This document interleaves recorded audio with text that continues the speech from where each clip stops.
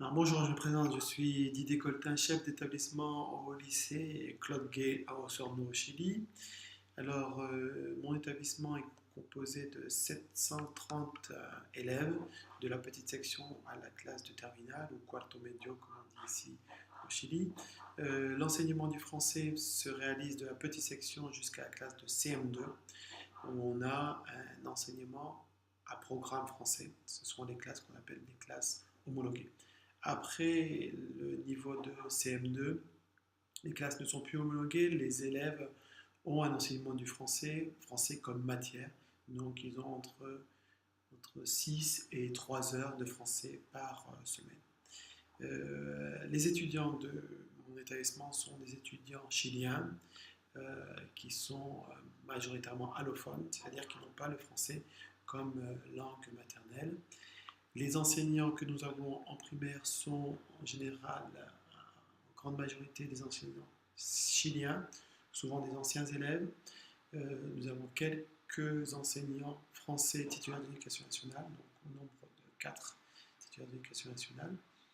Euh, Au niveau des méthodologies, au niveau de l'enseignement du français dans l'établissement, on est plutôt sur des méthodologies dites traditionnelles, c'est-à-dire des méthodologies qu'on utiliserait même plutôt pour des enfants qui auraient le français comme langue maternelle.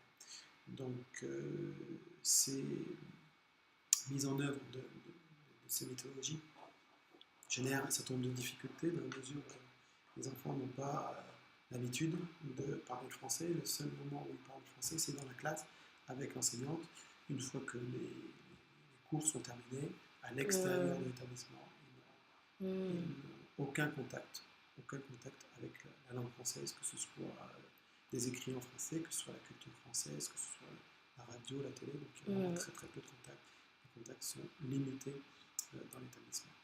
Donc au jour d'aujourd'hui, suite à mon arrivée, j'ai souhaité développer euh, d'autres méthodologies, dans la mesure où on peut dire qu'on se retrouve dans une situation où les élèves n'ont pas ou peu de contact avec la langue française, donc il faudrait a priori mettre une méthodologie propice, différente des méthodologies traditionnelles. On parlerait plutôt de méthodologie dite FLE, français langue étrangère.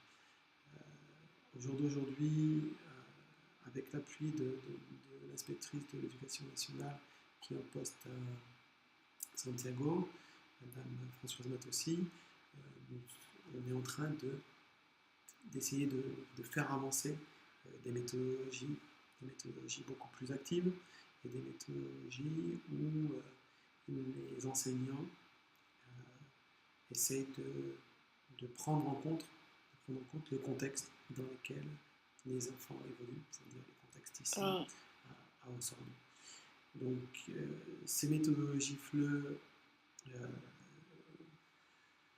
commencent tout doucement à s'incorporer dans les pratiques professionnelles des enseignants. Bon, c'est un long travail de formation, d'explicitation, dans la mesure où les enseignants n'ont pas l'habitude de ce type de méthodologie.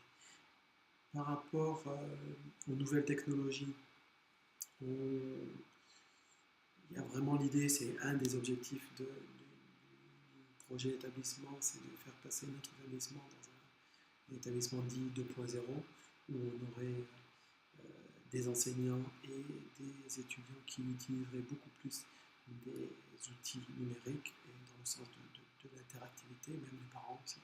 Donc on est dans cette dynamique-là. Pour pouvoir réellement espérer aboutir à des résultats et à des utilisations de supports beaucoup plus interactifs, on a mis en place actuellement une petite équipe TIS, c'est des enseignants relais, en fait, les enseignants qui ont le plus l'habitude d'utiliser ces nouvelles technologies dans leur pratique de classe. On formait un petit groupe pour réfléchir à comment aider les enseignants qui n'ont pas l'habitude d'utiliser ces nouvelles technologies à insérer ces nouvelles technologies dans leur pratique professionnelle. C'est un défi pour l'établissement, c'est un vrai défi, dans la mesure où beaucoup d'enseignants ont peu l'habitude, même dans leur pratique personnelle, de mails, de contacts sociaux, etc., d'utiliser ces nouvelles technologies. Donc il y a je dirais, un saut générationnel.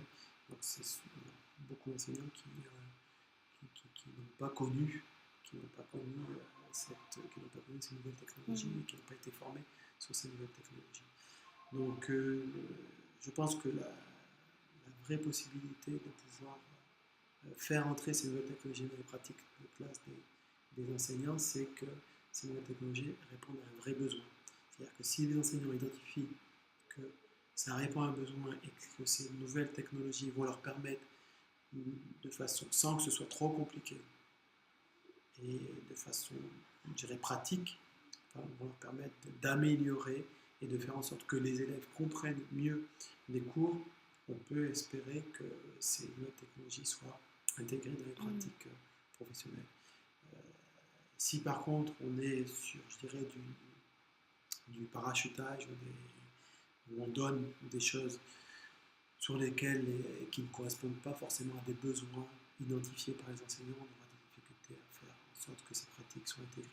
Donc c'est pour ça que c'est intéressant. Donc là, ce qui nous est proposé actuellement par rapport au micro-web en Van, ça nous intéresse parce que ça permet de façon simple aux élèves et aux enseignants de pouvoir entrer sur un petit dispositif qui est relativement facile de prise en main et qui correspond à un besoin identifié par rapport aux 6 modules qui ont déjà été préparés.